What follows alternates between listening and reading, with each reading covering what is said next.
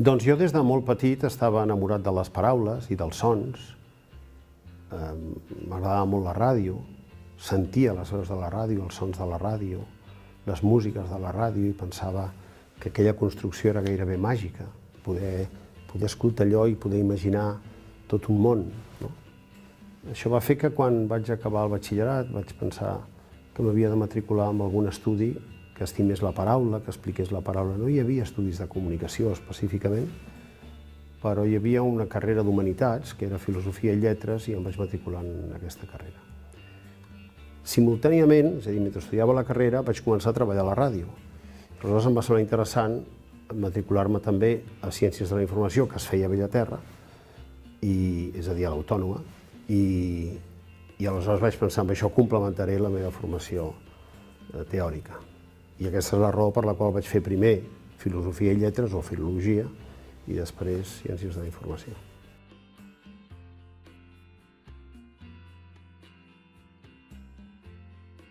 Doncs era una universitat jove, que naixia, que tenia tota la força i l'empenta de les primeres èpoques. A més, coincidia amb l'època de l'obertura democràtica, coincidia amb una edat. Els estudiants que arribem a la facultat sempre hi arribem al voltant dels 17, 18 anys, i per tant era una edat vital. Els estudis de Ciència de la Informació eren uns estudis, no diria que pioners, però que no es podien trobar fàcilment a l'oferta docent i, per tant, era molt interessant poder venir a aquesta universitat. L'Autònoma va ser una universitat trencadora, una universitat associada amb les idees de progrés, i per mi venir a aquesta universitat en aquella època va significar continuar aquest període de relacions amb els companys, de descobriments, molt intens vitalment. Més enllà d'això, doncs clar, la universitat no acabava d'estar acabada en el sentit físic.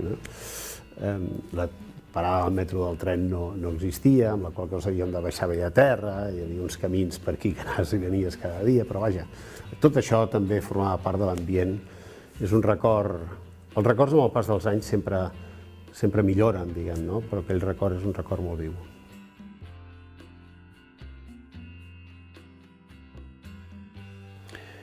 Doncs, com a mi m'agradava la paraula, i com que la ràdio era el lloc on niava la paraula, jo vaig mirar la manera de trobar algun espai durant la setmana per anar a les ràdios a veure si em podien donar feina. I un dia, amb una ràdio, a Ràdio Barcelona, vaig tenir la sort de trobar-me a la porta un locutor que se n'anava de la casa. El locutor era el Pedro Ruiz, que després ha fet moltes coses en el món de la ràdio, de la televisió, de l'humor. I ell em va dir, mira, jo me'n vaig, i encara que no em coneixia de res em va ajudar molt, va ser molt generós. Em va dir, jo me'n vaig i si tu vols entrar, doncs jo et puc presentar la persona que farà les proves, et puc indicar més o menys el tipus de proves que fan. Es va interessar per mi, ell estudiava dret, jo estudiava filosofia i lletres, per tant, encara que eren carreres diferents, tenia alguns punts de coincidència, i em va ajudar molt.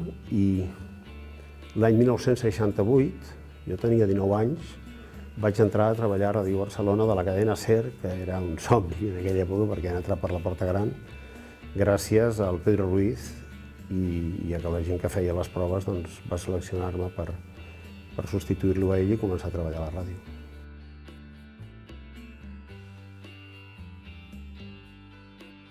Doncs el primer dia que vaig entrar a la ràdio em van dir tu hauràs de presentar un programa musical.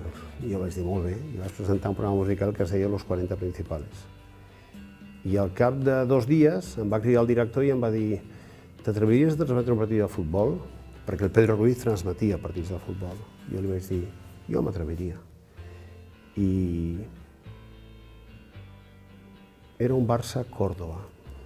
I ell em va dir, t'enviaré un locutor que estigui amb tu per si en un determinat no saps continuar o et quedes així una mica aturat.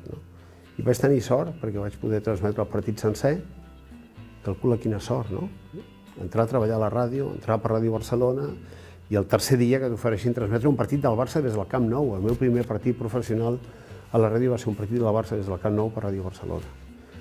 I la cosa va anar prou bé com per continuar i i després m'he estat 50 anys transmetent partits de futbol, des d'aquell dia de l'any 68 fins al 2018.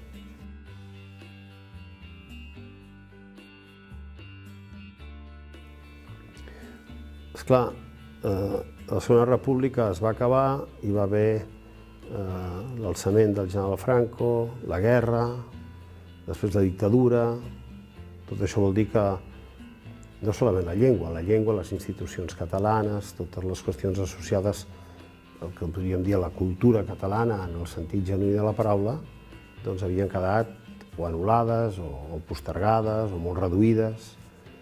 I el català no s'usava als mitjans de comunicació, no es parlava en català per ràdio ni per televisió.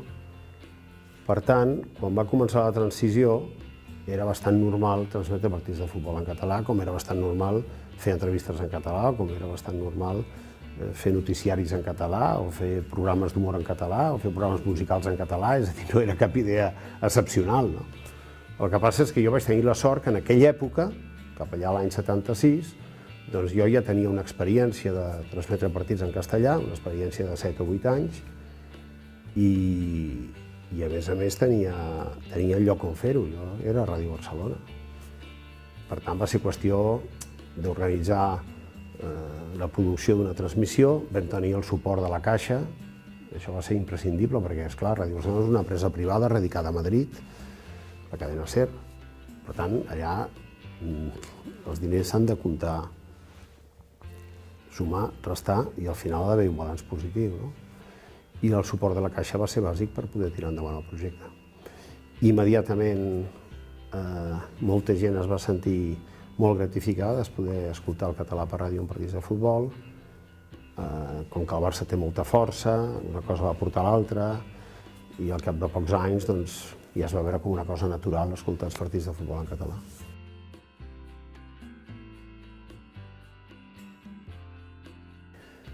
Això de l'escola és una mica relatiu, perquè a la vida tots anem aprenent dels que ens han precedit. O sigui, jo ara ja soc una persona gran, els més joves m'han escoltat a mi, però després em venen uns altres que els escoltaran amb ells, i jo també vaig escoltar amb uns altres. Amb això vull dir que tots aprenem, no naixem sabent coses, no? Els meus referents eren els locutors en castellà de l'època, perquè lamentablement jo no havia escoltat locutors en català. Les narracions en català s'havien acabat als anys 30 i jo vaig néixer a la meitat del segle XX, per tant, era impossible. Els meus referents en castellà n'hi havia de molt bons. El Valdivieso, el José Luis Pons, el Juan Antonio Fernández Abajo, el Joan Lluc, el Javier Foz, l'Enrique Fernández, el Fernando Casany, l'Agustín Rodríguez. En fi, recordo moltes veus que narraven partits de futbol i moltes veus que sortien per la ràdio. Aleshores, les meves referències eren aquestes. Jo els escoltava, veia com ho feien i pensava que m'agradaria semblar-me amb ells. Després, quan vaig començar a transmetre partits de futbol, doncs vaig passar d'imitar-los a poc anar posant-hi el meu toquet més personal, com és natural. I quan ho vaig fer en català, el gran problema va ser fer el trànsit d'una llengua a l'altra i veure aleshores quines solucions que feien servir en castellà podien ser en català i com havien de ser en català. I mirant sempre que fos normatiu, però que fos també popular. Jo crec que aquest va ser el problema a resoldre. I després vam tenir la sort que la gent ens va escoltar i això va ser bàsic.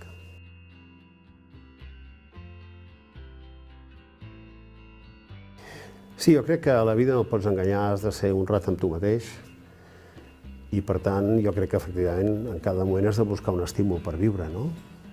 Per llevar-te cada dia al matí és molt millor un estímul que una obligació.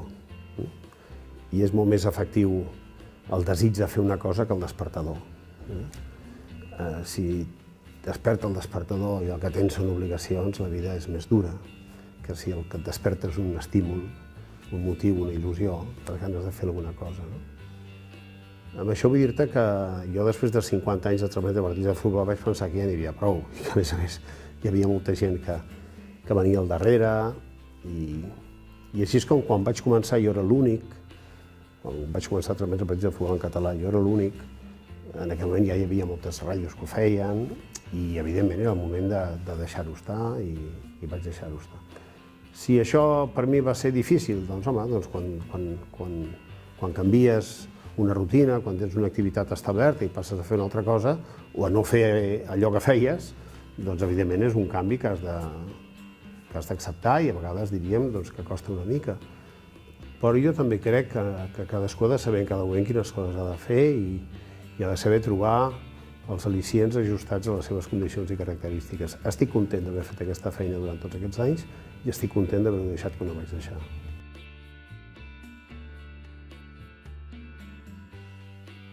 De fet, el repte sempre és connectar amb l'audiència, perquè ara estem fent una entrevista i si això que jo estic dient cansa, les persones que ens veuen buscaran una altra cosa per mirar o tancaran l'aparell o el mecanisme o l'aplicació que sigui. Per tant, el repte sempre és atraure l'audiència, sempre és captivar l'audiència. Hi ha reptes que són més complexos. Per exemple, amb el gran escriptor Jaume Cabré, nosaltres vam construir una sèrie de ficció que es deia Estació d'enllaç. Això va ser un repte fantàstic, construir un món. Construir un món i penses quins personatges hi haurà, on viuran, com seran, quins espais tindrem. Però això no ho penses des de la creació purament artística, també ho penses des del sentit pràctic. És a dir, si tenim un plató que té 800 metres quadrats, quants espais ens hi caben, perquè hi hagi possibilitat que les càmeres es moguin còmodament. I si penses en termes de producció, doncs com planificarem aquests enregistraments, perquè aprofitat que tenim plantat un set, potser podem gravar diversos capítols amb l'espai que correspon a aquest set i després ja ho editarem, la qual cosa vol dir que els guions han d'estar molt avançats. És a dir, això és estructurar la feina. Aquí hi ha el gran problema de la complexitat, que jo crec que és la cosa més difícil d'assumir en aquest món nostre. És a dir, una cosa és ser un periodista, una altra cosa és ser un locutor, una altra cosa és ser un il·luminador, una altra cosa és ser un operador de càmera, una altra cosa és ser un enginyer, una altra cosa és ser un informàtic, una altra cosa és ser un operador de llums, una altra cosa és ser un fuster, una altra cosa és ser un pintor, una altra cosa és ser un guionista, una altra cosa és ser un entrevistador, una altra cosa és ser una maquilladora, un maquillador. Bé, però incorporar tots aquests elements, harmonitzar-los, tenir-los presents, conjuminar-los i amb això treballar una proposta és molt ambiciós, però és molt seductor i a la llarga recompensa molt i molt accedir a aquest món tan fantàstic.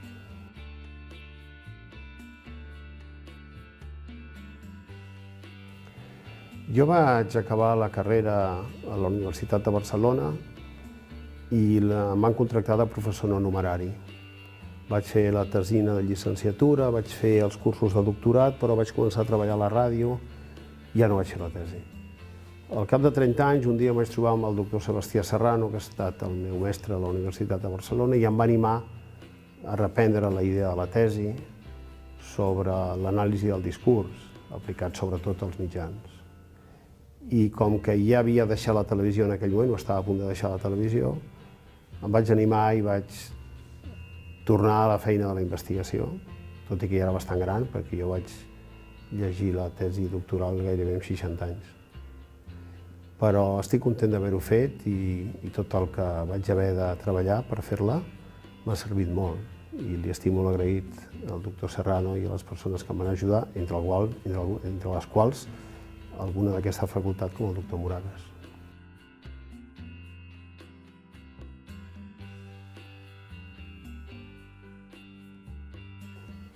Sí, jo crec que la vida és bastant interessant mirar de ser honrat amb tu mateix.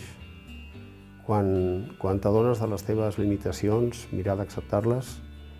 Si pots millorar les teves qualitats, si pots aprendre coses, fer-ho. I si has de formar un equip, fer-lo amb gent jove. Perquè la gent jove té energia, té vitalitat, té formació, no està influïda per procediments industrials que a vegades fan que hi hagi una tendència que potser no s'acaba d'ajustar a la que tens tu. I en canvi, amb gent jove pots treballar, si ho fas de manera honrada, de manera que també sigui profitosa per ells. És clar que aquesta gent, quan madura, quan es fa gran, arriba un moment que, com deies tu, vol volar. És normal que això sigui així, no? Jo no he tingut mai un sentit industrial, un sentit de la propietat, de dir no, és que vosaltres sou d'aquí. M'ha semblat bé que cadascú faci el que li sembli. Jo no he tingut mai vocació d'industrial, encara que m'hagi dedicat a la producció industrial. Però això ha sigut fruit de les circumstàncies. Ha sigut perquè hi ha hagut moments que no hi havia una altra manera de fer-ho. Jo em sento més un artesà del mitjà, encara que conec els processos industrials i podria discutir amb gent del món de la indústria, però em sento més còmode amb el món de la creació, amb el món artesanal. No solament ajustat a l'expressió de la llengua, sinó també en temes ajustats al conjunt d'elements que conformen el missatge, o sigui, el pla, la llum, el gest, el decorat, els colors, etc. Sempre al servei d'una idea. Clar, tot això ha d'estar al servei d'una idea que sigui una idea interessant, que tingui rendibilitat social.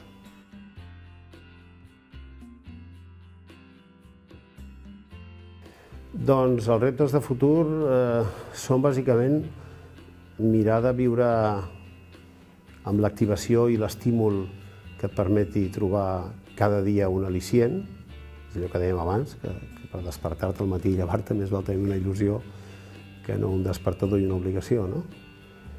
I jo penso que és molt interessant mirar de trobar en cada moment l'equilibri en funció de les teves pròpies capacitats i amb la consciència que el pas dels anys es va notant i que en cada moment i cada circumstància convé ser conscient de per on passes.